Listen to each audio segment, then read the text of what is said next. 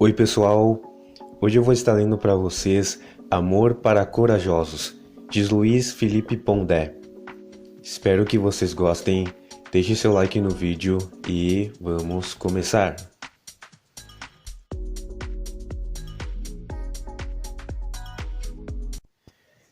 Dedicado a todos aqueles que morreram de amor e a todos aqueles para quem o amor morreu. Amor, se bem pensado, é doença do pensar entre duas pessoas ligadas, sinceras e de sexo diferente, que nos acomete como um anseio, nascido da visão perturbada por abraçar, beijar e pelo fluir carnal. Amante nada mais é do que aquele que arde e em tal se deleita, frutos não busca alcançar e em deleitar-se em nada se esforçar. André Capelão. Capítulo 1.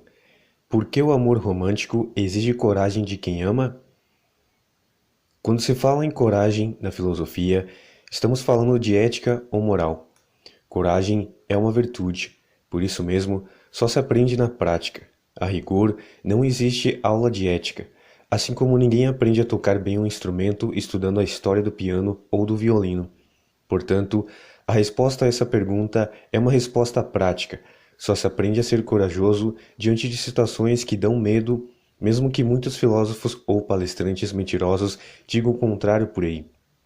A necessidade da coragem no amor romântico nasce da natureza deste, um desornamento do afeto socialmente organizado por afeto. Aqui, entenda-se especificamente o desejo por alguém que leva a dependência dos envolvidos nesse desejo, ou, dito de outra forma, quando alguém fica louco por alguém. Na maioria das vezes, casa-se para organizar o amor e nesse processo quase sempre o matamos a fim de seguirmos vivendo ordenadamente. Compramos, viajamos, acumulamos, comemos, morremos tranquilos. Missão cumprida. Esse é o ordenamento do afeto. E isso não significa que a vida perca o sentido em razão desse ordenamento do afeto. Pelo contrário, o amor, sim, pode tirar o sentido de tudo que não seja ele mesmo. Por isso, a coragem é sempre a virtude máxima apontada pelos especialistas no amor. O amor é uma das melhores formas de vermos o olho nu às contradições da natureza humana. No amor, a natureza humana revela sua força e sua miséria de forma mais dramática. A intenção mais ousada deste livro é se aproximar o máximo possível de uma experiência prática, e para isso, faz-se necessário desnudar o amor daquilo que ele tem de mais avesso ao ornamento social, ou à saúde mental, ou às intenções civilizadoras, ou mesmo à ética. Chegar o mais perto possível da consciência de que a necessidade da coragem para refletir sobre o amor nasce mesmo da constatação de que, no mundo de brinquedo como o nosso, qualquer coisa que atrapalhe nosso projeto de não sentir nada não será bem-vinda. Sintamos apenas o modo saudável, sem riscos. Morramos ao afeto. Pensar sobre amor hoje é pensar sobre nossa inapetência ao afeto. O amor é um afeto, e por isso mesmo algo próximo a uma doença na alma. Se você quiser uma vida tranquila e honesta, fuja do amor. Sei que a publicidade usa imagens do amor como alimento para vendas, mas qualquer pessoa minimamente inteligente sabe que a publicidade é, em si, uma arte do afeto. Ela usa sua capacidade para desejar a fim de fazer você enlouquecer, querendo algo. Porém, o princípio da publicidade é usar o afeto sob controle, fazer você sentir algo apenas por 30 segundos, o suficiente para se apaixonar por X. Podemos concluir desse diálogo com a publicidade que o afeto precisa estar sob controle se quisermos tirar dele uma força a serviço da vida em sociedade, vida esta marcada pelo acúmulo de bens que torna toda a existência a longo prazo possível. A missão de uma vida honesta é não morrer de amor, mas sim de honestidade. E a missão da vida equilibrada é morrer de equilíbrio. A segurança mata às vezes, mas é uma pura e longa. Pensar o amor com coragem é pensá-lo fora da ética e da moral. Uma filosofia para corajosos sobre amor deve atravessar a ética, indo em direção ao inferno moral. O amor, muitas vezes, é uma forma de traição e destruição. Nem sempre merece confiança, muitas vezes pode ser mortal. O amor pode trazer solidão e arrependimento. Transforma-se em muitas coisas, mesmo no oposto ao amor. Pode deixar um gosto amargo de desespero ou de certeza de que a vida minimamente feliz não comporta o amor. Pode confundir a alma e levar você a tomar decisões erradas e sem volta. Pode fazer mal a quem não merece, deve ser pensado não só ali onde brota e encanta, mas também ali onde torna tudo obscuro e tenebroso. E ainda ali onde não existe e que onde, por sua ausência, até as flores morrem em silêncio. O amor mais forte é aquele assassinado, aquele esmagado pela interdição, aquele que destrói suas vítimas, aquele que tira qualquer sentido da vida. Amor é doença, e que ninguém duvide disso. Apesar de termos o amor romântico como objeto essencial, trataremos de outras formas de amor, como amor filial, o amor de mães e pais, amor místico. Em todos esses casos, a chave será sempre em que medidas distintas formas de amor podem ultrapassar os limites dessas normas que ordenam a vida dos afetos. Ninguém deve amar nada de forma violenta, pois a vida comum pede a contenção como espinha dorsal do cotidiano. O que é o romanticismo? Nunca é pouco lembrar que, sem compreender esse gigantesco e dramático movimento literário e filosófico que foi o romantismo, jamais entenderemos propriamente a modernidade. De que forma o romanticismo bebeu nos medievais para construir sua concepção de amor romântico? Romantismo é um mal-estar com a modernização, a lógica burguesa de racionalidade instrumental, ou seja, tudo é meio para ampliar a eficácia e os resultados, destrói a autopercepção das pessoas, fazendo com que elas sintam que são mera função numa cadeia produtiva. Numa palavra, sentimos-nos coisa. O nome filosófico é reidentificação, do latim rei, coisas. A devastação das tradições e hábitos medievais levou muita gente ao sentimento de que o mundo seria destruído pelos fanáticos do dinheiro, sem respeito por nada que não dinheiro, o modo de vida rural e seus signos de durabilidade, permanência e fidelidade ao passado estável. Entrava em decadência e todos se preparavam para os cálculos estratégicos de homens e mulheres modernas. A ciência e sua eficácia técnica provava a eficácia dos deuses e dos ancestrais. As crenças em formas divinas cediam lugar à fé na autonomia decisória humana munida de máquinas e engenharia. O romantismo é uma reação a esse mundo. Busca refúgio na suposta natureza misteriosa, no passado, na escuridão, na suposta solidez da Idade Média, naquilo que o poeta romântico Joe Keats, no século XII, chamava de capacidade negativa da alma romântica. Viver sem essência, sem razão, sem civilização.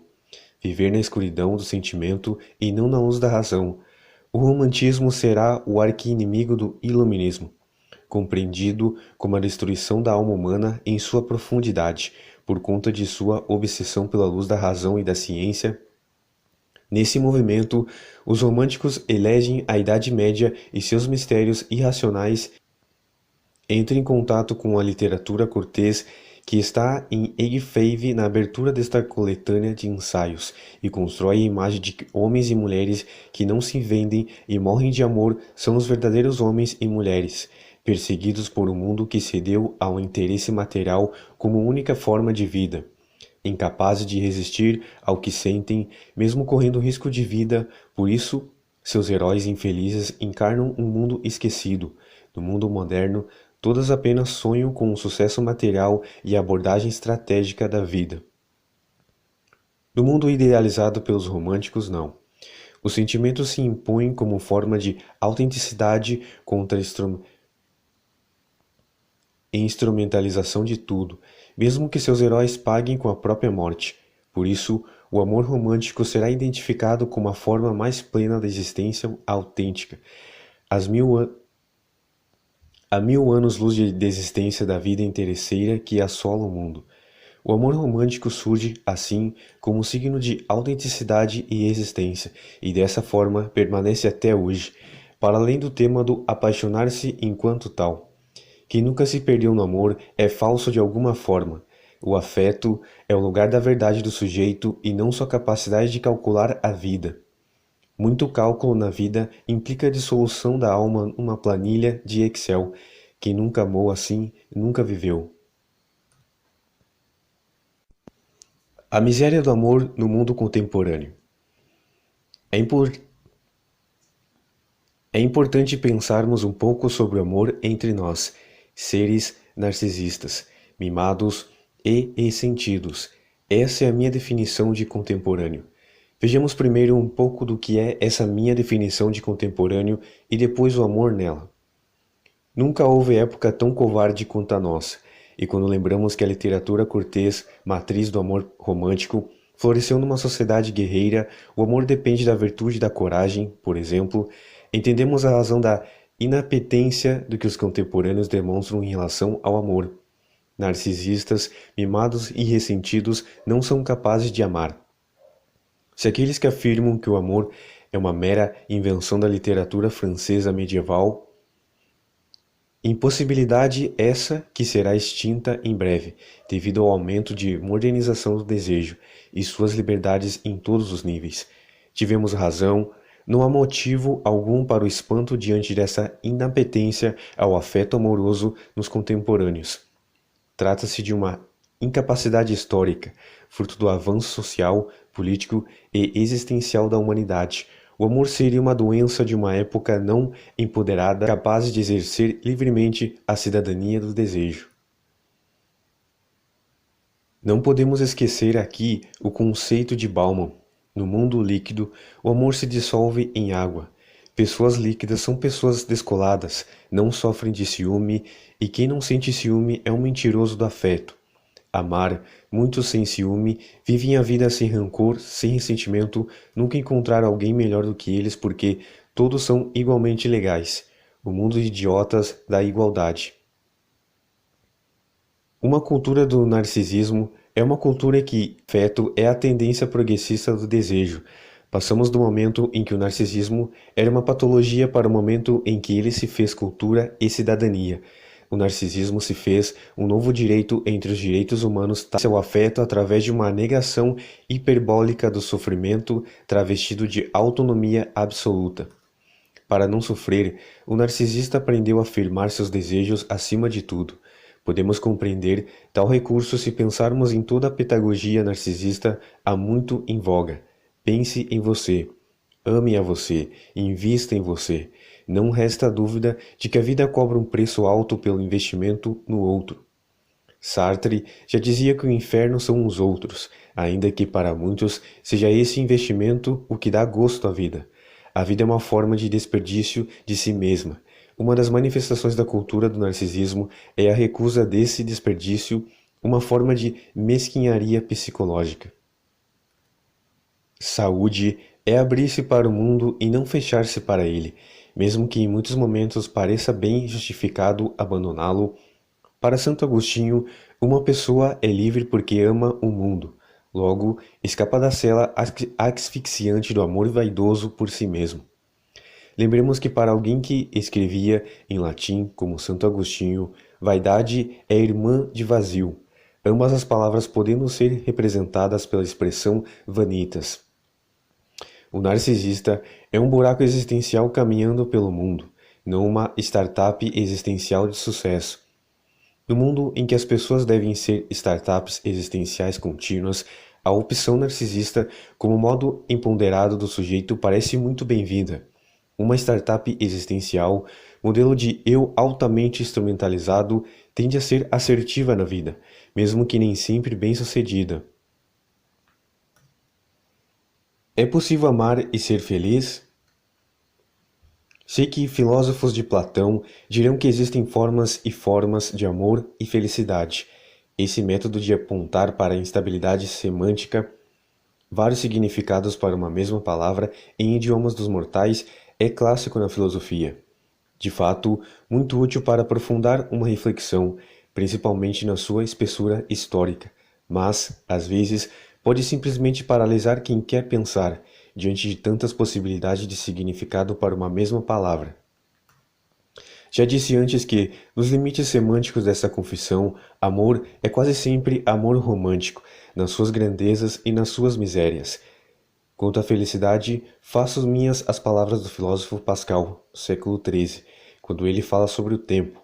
Às vezes, quando se quer definir muito algo percebido como evidente pelo senso comum, como o tempo, mais se confunde o entendimento do que o esclarece. Não defino o amor ou a felicidade em momento algum nesta coleção de ensaios. Parto sempre da experiência comum dos humanos sobre amor e sobre a felicidade, mesmo que precisando, muitas vezes, situá-la no tempo e no espaço. São muitas as razões para se responder negativamente a esta pergunta. A primeira delas é o acúmulo de narrativas trazendo a infelicidade como o final delas. Não quero fazer crítica literária aqui. Felicidade e amor parecem se excluir porque, antes de tudo, a vida é feita de protocolos para conter e organizar os afetos. Podemos chamá-los de protocolos dos afetos, e a felicidade é protocolar. O que é um protocolo do afeto? Um protocolo do afeto garante, na medida do possível, uma vida tranquila e com algum sentido. Morrer cercado de netos, filhos e amigos é a prova de que você viveu como se deve. Conseguiu, na duração longa dos anos, a manutenção dos vínculos à sua volta. Cabe bem numa foto. Mas a ironia aqui não é a irmã gêmea da idiota crítica contemporânea a toda forma de vínculo afetivo institucional. Sabemos que qualquer vida real é maior do que qualquer crítica a ela. A ironia aqui se deve ao fato de que uma foto dessas pode ter sido construída ao longo de vários anos de infelicidade de muitos que possam para ela. A ironia é maior que o preço dessa infelicidade é considerado pela maior parte das pessoas um preço justo pela segurança e pela retidão ética para com que esses mesmos vínculos congelados na foto. Felicidade numa vida civilizada é, na verdade, uma felicidade protocolar com gosto de chá, calmante, duradoura e sem arrombos. Por isso, não se pode amar e ser feliz porque a felicidade, na maioria dos casos, é uma felicidade que visa sob controle a vida afetiva. Esse é o ordenamento dos afetos mencionado acima. Como amariam Kant e Nietzsche? Pergunta estranha essa? Nem tanto. Kant, século XIII, e Nietzsche, XX. Representam duas correntes quase opostas na filosofia moral moderna e contemporânea. Kant é um filósofo da civilização, Nietzsche, um romântico. Nietzsche vem da mesma cepa que o amor romântico, da crença que o centro da vida é a vida estética, ou seja, a vida do coração. Kant, um racionalista da moral, parecia desconfiar profundamente das loucuras poéticas e místicas de seu amigo Remen, ou Mago do Norte, como ficou conhecido. Outro romântico como Nietzsche, porque romanticistas temem o amor. Para Nietzsche, não seria só por medo dos inconvenientes irracionais do amor, mas principalmente pelo ressentimento que todo racionalista traz dentro de si por ter uma alma seca, que é incapaz de amar, inveja quem ama. Isso também já diziam os medievais. Amor e casamento, água e vinho? Por que se diz que o casamento acaba com o amor? E se assim é, por que as pessoas continuam casando por amor? Contradição? Sim, a coerência em nós é fruto de muito esforço e muitas vezes é tanto esforço que os coerentes ficam obsessivos em combater qualquer contradição. Mas, se olharmos para a história, veremos que nem sempre se associou o casamento ao amor. Antigamente, casava-se apenas por patrimônio ou interesses políticos, por isso, só ricos e poderosos casavam. Ninguém planejava um casamento por amor, já que antigos e medievais entendiam o amor romântico como patos, doença da alma, no caso. Não se imaginava que alguém se unisse institucionalmente a outra pessoa, levando-se em conta um intelecto pelo patos. Dito de forma direta, quem ama não pensa direito. Os pobres não casavam. Apenas se reproduziam ao gosto do desejo. Saber quem era o pai de uma criança era um luxo. Só os ricos e poderosos precisavam saber quem era o pai. a fim de estabelecer a correta herança em jogo. Até hoje, filhos de famílias ricas precisam ser mais cuidadosos quando casam. Pais suspeitam com frequência de pessoas que se interessam por seus filhos quando estes são herdeiros. E quando alguém se apaixona, a possibilidade de tomar decisões erradas é ainda mais comum do que quando pensamos friamente sobre as coisas. A partir da organização moderna introduzida pela civilização, seja ela cristã ou não, e da democratização das posses, mesmo que pequenas, o casamento tornou-se um modo de ordenar não só essas mesmas posses, como o tecido social. Dizer quem pode deitar-se com quem é um modo de organizar sociedades com população crescente e concentrada geograficamente. Homens sempre se mataram pelo desejo pelas mulheres e vice-versa. Ainda hoje, muita instabilidade na vida privada e mesmo pública advém de rupturas no ordenamento do desejo e do amor. As virtudes do amor. O amor encanta pela sua simples entrada no ambiente. Os medievais já falavam que o amor tem virtudes que lhe são naturais: coragem, espontaneidade, autenticidade, desprezo pelos protocolos sociais, urgência em servir ao próximo amor. O olhar masculino sobre a amada, o único que pode descrever por experiência própria, é aquele que vê a doçura nos gestos da mulher amada, a gentileza e perspicácia de entender que o homem é, muitas vezes, uma criança encantada por quem parece elegê-lo como centro de sua vida. A beleza escraviza o olhar masculino. Sim, não basta a beleza física, mas ela tem um poder enorme sobre o homem. Independentemente do que as furiosas histéricas feministas digam nas mídias sociais, a alma da mulher amada é parte dessa beleza. Sob o olhar masculino, a inteligência numa mulher amada é parte de sua personalidade sedutora. O modo como ela se revela inteligente tem a força de uma saia justa como salto alto. A inteligência cheira a batom vermelho na boca de uma mulher amada. A coragem é necessária para não sucumbir à insegurança que todo amor traz, seja você homem ou mulher. A gentileza dos que se amam deve passar inclusive pelo cuidado com as inseguranças de quem ama. Fácil ver alguém narcisista quando esse te diz indiferente às agonias do amor. A autenticidade não é mera mania de dizer verdades inconvenientes, mas a virtude de se ver constantemente no amor e no desejo de fazer o outro feliz. Perde-se no amor por alguém é encontrar-se como ser humano que, para existir, precisa de um outro a quem reconheça como o ser humano mais importante no mundo para si, afinal, alguém em quem confiar. A autenticidade nos leva à dor muitas vezes porque a realidade tem vocação para a dor. A menos que você deixe de sentir qualquer coisa, para os medievais, essa autenticidade é que acaba por destruir os amantes, a consciência moral da traição ao marido como seu melhor amigo, a consciência moral de trair seu melhor amigo com sua esposa, a incapacidade de resistir a esse amor, mesmo, em alguma medida, criminoso. A leveza para com a desatenção em relação aos protocolos sociais talvez seja um dos maiores objetos de inveja dos que não amam, esmagados pela fidelidade e esses protocolos que os defendem do pânico de uma vida morta, mas longeva em acomodações e desistências.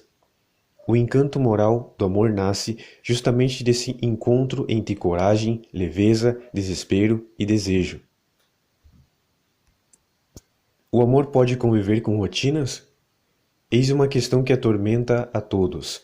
Uma das causas mais comuns para a destruição do amor, dizem, são as rotinas. O problema é que a vida é feita de rotinas. Sem elas, vive-se a pura irrealidade.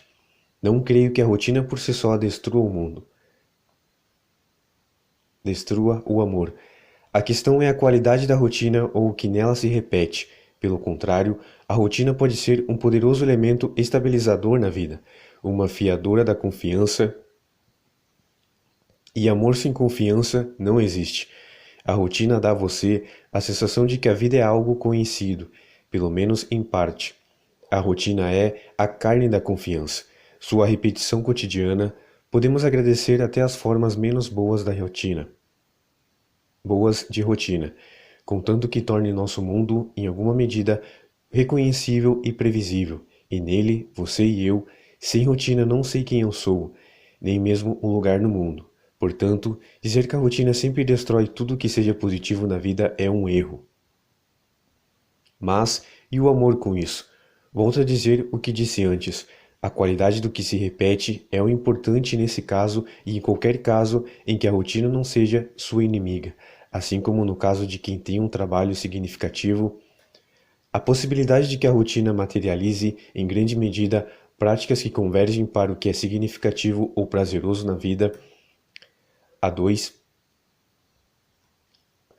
ou prazeroso na vida a dois, pode ser definida na qualidade da rotina. Portanto, a questão não é a rotina em si mesma, mas o que repete no corpo do cotidiano.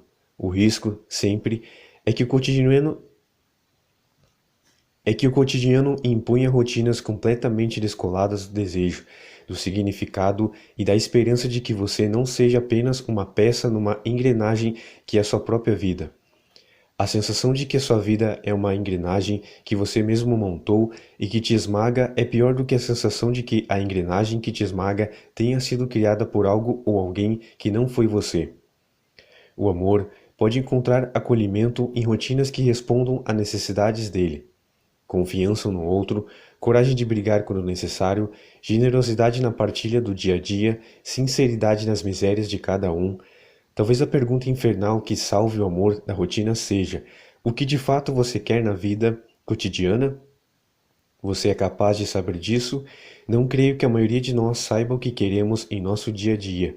A pergunta só se constrói em minha mente quando estou diante das possibilidades concretas: cinema, trabalho, viagens, sexo, às vezes.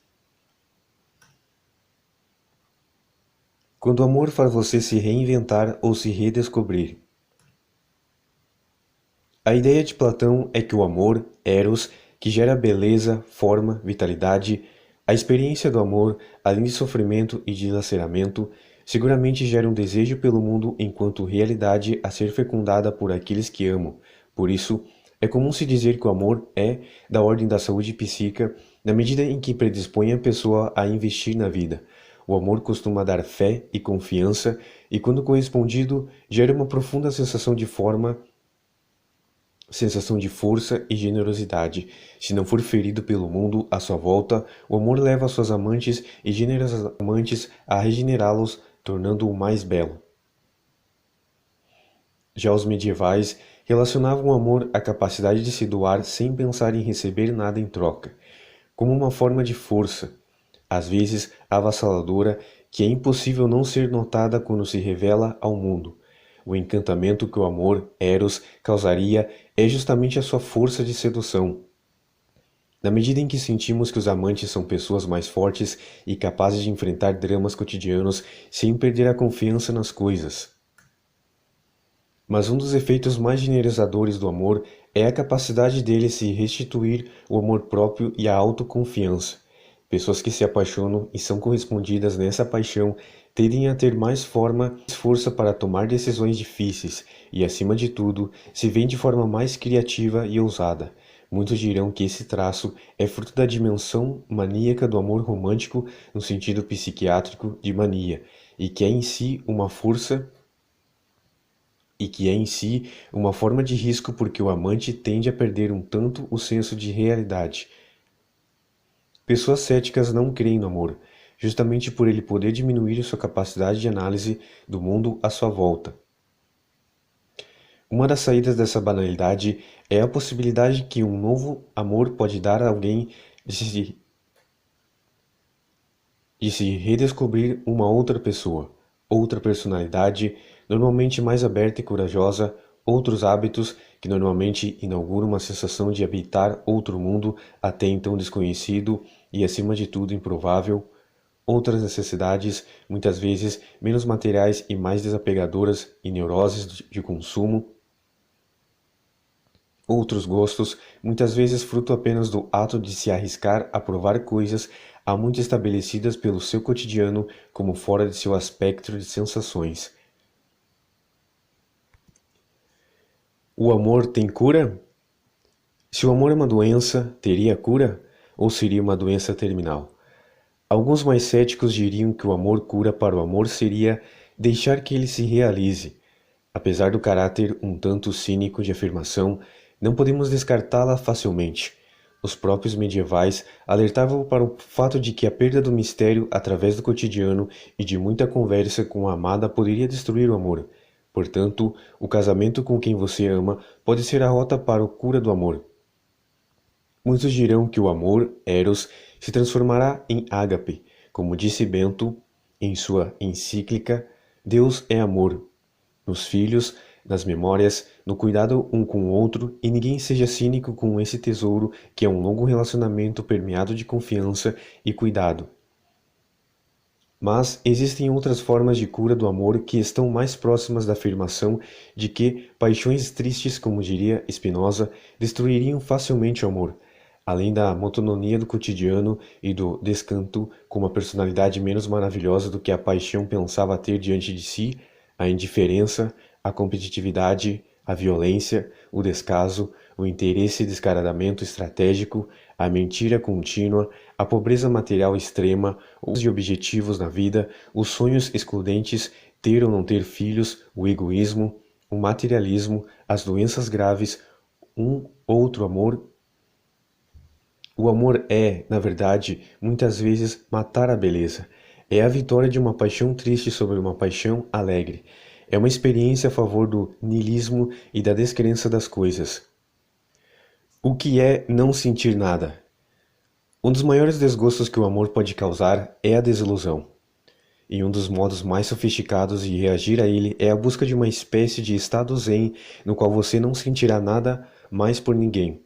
Escapará de qualquer envolvimento maior, nada investirá em vínculos afetivos e buscará cuidar de si mesmo acima de tudo, atento para não correr risco de sofrer mais ainda.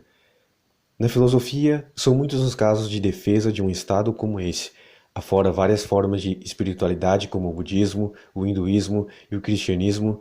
Nessas três religiões encontramos autores que defendem uma certa indiferença para com o mundo e a vida dos afetos, a fim de chegarmos a uma tranquilidade da alma ou da vida psíquica, como diríamos hoje. Na filosofia, o termo é apatheia, ou ataraxia. Céticos antigos, estoicos, gregos e romanos, epicuristas defenderam uma redução do desejo e das paixões. Spinoza, no século XIII, costumava temer as paixões ou o pecado como signos de perdição, engano, auto-engano e frustrações. Como forma de evitar o sofrimento e desilusão com os afetos ou as paixões, não sentir nada pode ser, sim, uma escolha sábia num dado momento da vida mais madura, ou pode ser apenas um medo avassalador da vida enquanto tal. Infelizmente, não há fórmulas. Se você for muito jovem, provavelmente é o segundo caso. Se você já viveu e sofreu, pode ser o primeiro caso. Nas duas situações, devemos levar em conta que o amor não é alguma coisa com a qual se brinca, porque ele é, quase sempre, disruptivo da ordem afetiva, familiar e social.